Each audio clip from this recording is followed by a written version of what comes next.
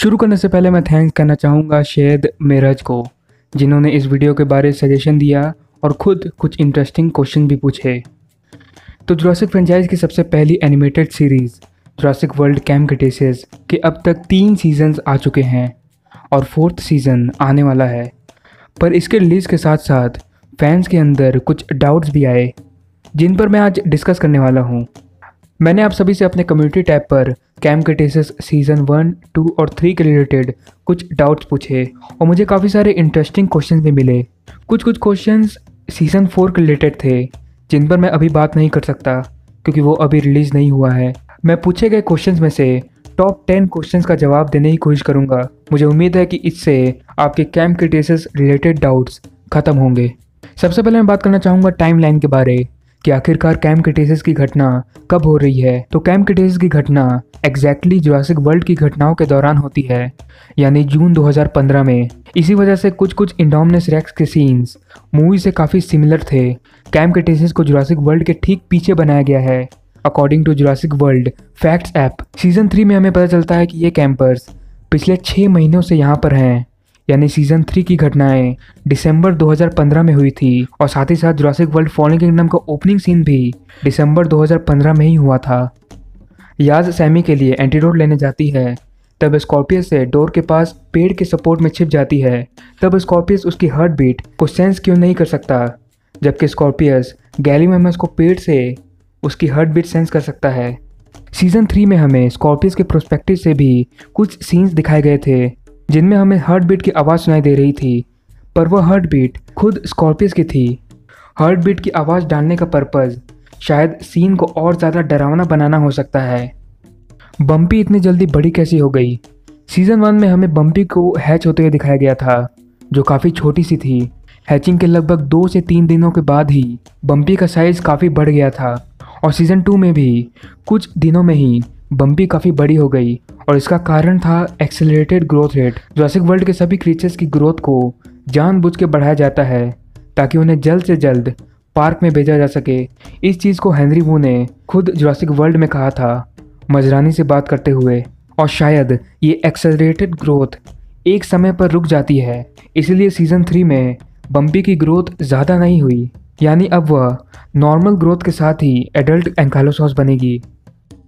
Kenji rich है और Brooklyn famous YouTuber, इन दोनों को बचाने के लिए कोई नहीं आया, जबकि जुरासिक पार्क 3 में मिस्टर कर्बी उनके बच्चे के लिए इतना सब कुछ करते हैं, तो ये दोनों के लिए कोई ना कोई ज़रूर आना चाहिए। न्यू ब्लर और सोना जैसे डायनासोर भरे आइलैंड के एक बार रिस्ट्रिक्टेड होने के बाद यहाँ आना काफ़ी मुश्किल हो जाता है। सिर्फ ऑथराइज्ड लोग ही यहाँ आ सकते हैं। जुरासिक पार्क 3 में कर्बी फैमिली इलीगली सोना पहुँचे थे।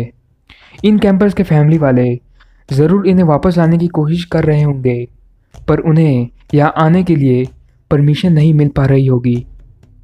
सेकेंड सीज़न में मोसॉस लगून के पास मालूम होता है कि इंडोमिनस को मोसॉस ने मार डाला है, पर हम जुरासिक वर्ल्ड फॉलन किंगडम में देखते हैं कि इंडोमिनस का स्केलेटन तो सही रहता है, पर सीज़न 2 में वो सबको कैसे मालूम होता है। जुरासिक वर्ल्ड फॉलन किंगडम में दिखाए गए इंडोमिनस के स्केलेटन को यदि आप ध्यान से देखेंगे तो वो सही नहीं था। उसका शरीर पूरी तरह से उल्टा था और साथ ही साथ उसका सर शरीर से काफ़ी दूर था।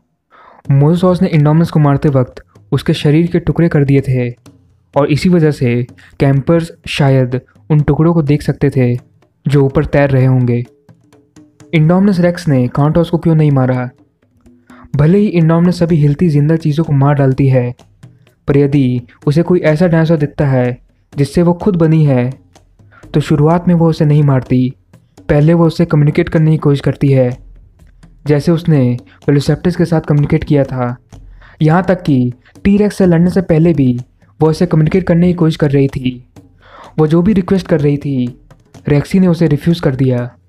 इंडोमिनस के अंदर कार्नोटॉस का डीएनए भी इस्तेमाल किया गया था और यही वजह है कि इंडोमिनस ने कार्नोटॉस को नहीं मारा, बल्कि उसे अपने पैडॉक से आज़ाद कर दिया। कैम्प क्रेटेशियस का बैरियोनिक्स और जुरासिक वर्ल्ड फॉलन किंगडम का बैरियोनिक्स सेम है। कैम्प क्रेटेशियस का एक बैरियोनिक्स जिसका नाम केओस है, वह जुरासिक वर्ल्ड फॉलन किंगडम के बैरियोनिक्स से काफ़ी सिमिलर है, पर यह नहीं कहा जा सकता कि यह वही बैरियोनिक्स है। इस चीज़ का पता हमें कैंप क्रेटेसिस के फाइनल सीजन में लगेगा।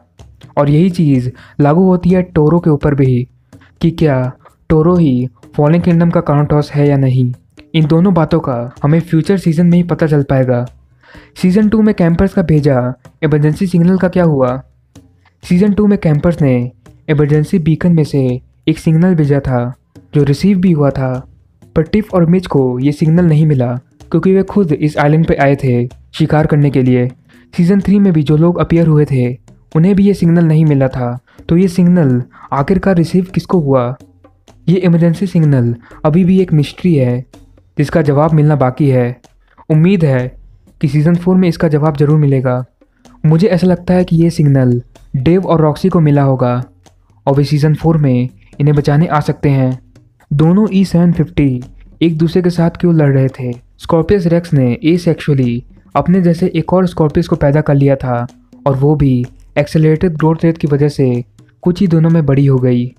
पर ये दोनों आमने सामने आने पर एक दूसरे के साथ ही लड़ने लगते हैं, जो यही दिखाता है कि सच में स्कॉर्पियस डॉक्टर वू की पूरी तरह से फेल्ड प्रोजेक्ट थी जो अपनी खुद की मदर या बेबी को पहचानने में सक्षम नहीं थी। लड़ने की वजह मोस्ट लाइकली यही हो सकती है कि ये दोनों अपने शिकार को एक दूसरे के साथ बिल्कुल शेयर नहीं करना चाहते थे। मुझे कमेंट्स में ज़रूर बताइए कि आपको क्या वजह लगती है। सीज़न 3 की पायलट के साथ क्या हुआ? सीज़न 3 में ये पायलट वू की टीम के साथ ईस्ला न्यूक्लियर आई थी। हेलीकॉप्टर के क्रैश होने के बाद वहाँ केंजी, सैमी और बेन थे, पर वो पायलट वहाँ नहीं थी। बहुत लोगों के अनुसार वो वहाँ से गिर गई और उसे किसी डायनासोर ने मार डाला, पर पर्सनली मुझे ऐसा लगता है कि ये ज़िंदा हो सकती है क्योंकि उन्होंने बहुत मिस्टीरियसली इसे गायब कर दिया। हो सकता है कि हेलीकॉप्टर से गिरने के बाद वो कहीं और चली गई अपने दूसरे साथियों को ढूंढने के लिए, इसलिए शायद ये सीज़न 4 में दिख सकती है।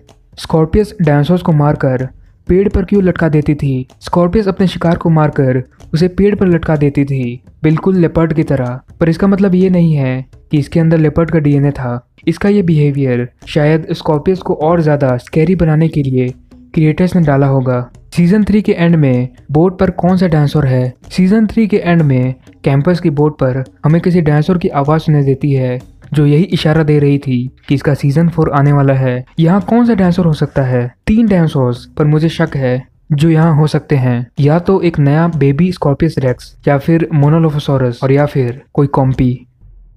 तो बस आज के लिए इतना ही। तो यदि आपको ये वीडियो पसंद आया हो तो ज़रूर इसे लाइक कीजिए, और यदि आप इस चैनल पर नए हैं और आप भी फैंस हैं डायनासोर या गॉडजिला के तो ज़रूर इस चैनल को सब्सक्राइब कीजिए। मिलता हूँ अगले नए वीडियो के साथ।